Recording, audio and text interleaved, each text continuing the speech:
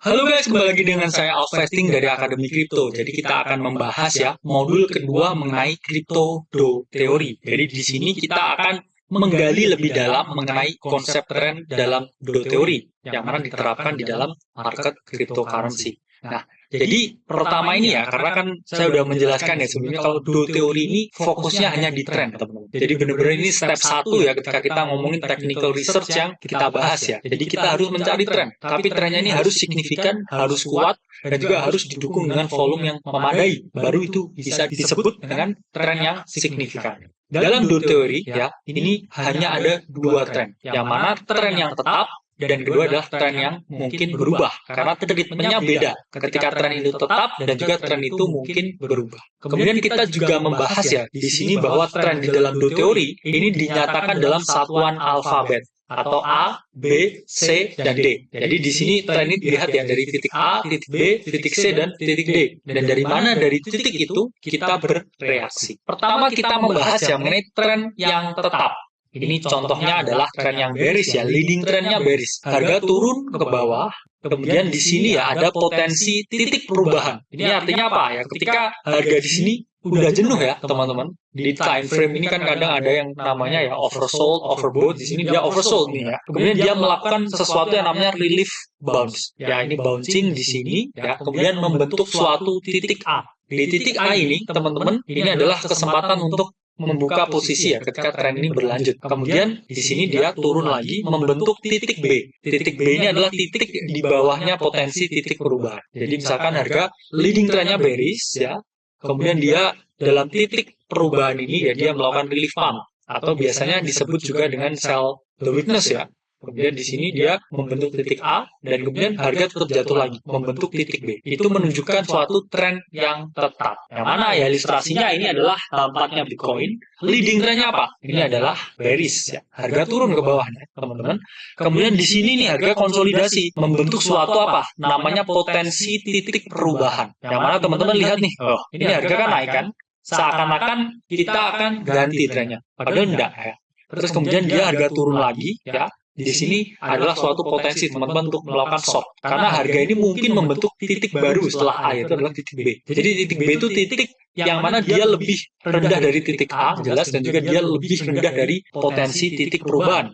Ini adalah suatu titik baru yang namanya titik B. Ya. Jadi ketika di sini teman-teman melihat potensi harga yang bearish, ya, kemudian dia bouncing dari titik perubahan, dan teman-teman melihat di situ ada suatu potensi ya, untuk melakukan penjualan, yaitu titik A, dan teman-teman bisa meresikokan untuk melakukan suatu penjualan. Kemudian kedua, saya tadi menjelaskan ya, tren yang tetap, ya ini adalah tren yang mungkin berubah. Ya, ini contohnya gimana? Pertama ini leading trennya adalah bearish ya, harga turun. Kemudian ada potensi titik perubahan nih teman-teman. Kemudian dia naik ya, membentuk titik A.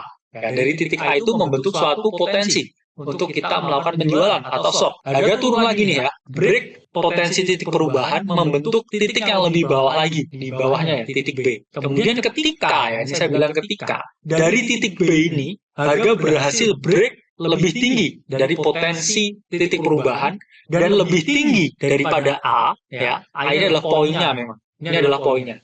Itu membentuk titik harga yang namanya titik harga C. Jadi di sini ya trennya yang dari bearish ya ini ada chance untuk menjadi bullish. Oke, jadi ada suatu potensi perubahan ketika harga ini berhasil break ke atas lebih tinggi daripada titik A. Contohnya gimana? Ini adalah H4 Bitcoin. Ya, leading trennya apa? Bearish. Kemudian di potensi titik perubahan dia bouncing nih, membentuk suatu titik A. Harga masih turun lagi ya. Di sini lebih rendah ya daripada potensi titik perubahan membentuk titik B ya. Kemudian dia ternyata ya di sini break lagi ya lebih tinggi daripada titik A dan ada potensi ya, untuk naik ke atas. Jadi di sini do teori ini melihat harga itu seperti ombak ya teman-teman. Yang mana kita melihat di sini adalah menggunakan wave-nya ini A, B, C, dan D. Nanti D yang saya jelaskan selanjutnya. Nah, jadi di sini ada skenario yaitu lanjutan tren bullish di mana di sini ya leading trennya itu apa? Leading trennya bearish. Harga turun ya ke bawah ya, kemudian dari titik A ini ya, titik poin perubahan ya dia naik lagi ke titik B. Kemudian harga ya lebih tinggi dari A ya ke titik C dan juga dia naik lagi membentuk titik D. ya. Jadi ketika harga ini membentuk titik D, selama harga itu tidak menembus ke bawah titik B dan menembus ke bawah titik C, ya ini masih bisa dikatakan bullish. Yang mana ketika harga ini koreksi ya dari titik D, kita bisa membuka ya posisi long di sekitar area B dan juga area C. Contohnya seperti apa? Contohnya seperti ini. Leading trend-nya apa ya? Leading trend-nya adalah bearish ya. Harga sempat naik ya, ini di titik A, kemudian ini titik B ya, turun ke titik C, dan ini titik D ya, lebih tinggi dari titik B. Kemudian harga di sini koreksi teman-teman. Selama ya harga ini tidak turun ya di bawah titik B dan di bawah titik C, ini kita bisa membuka suatu potensi long. Karena koreksi ini yang kita tunggu. Jadi move-nya leading trend-nya bearish ya, kemudian dia naik lagi untuk titik B, kemudian titik C ya, dari titik C ini memantul lebih tinggi dari titik B.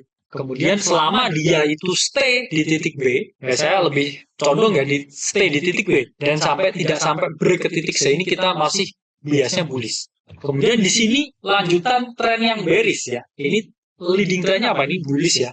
Kemudian trennya ini turun ya. Kemudian dari titik B ini membentuk titik C dan juga di sini dia break lagi ya.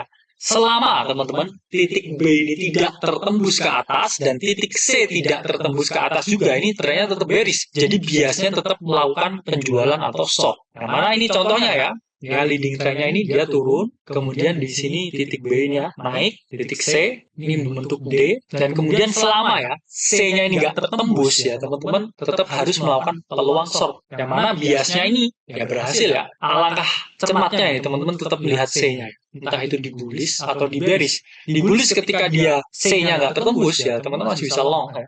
Dan kemudian di sini ya ketika C-nya ini nggak tertembus teman-teman masih bisa melakukan suatu short atau penjualan.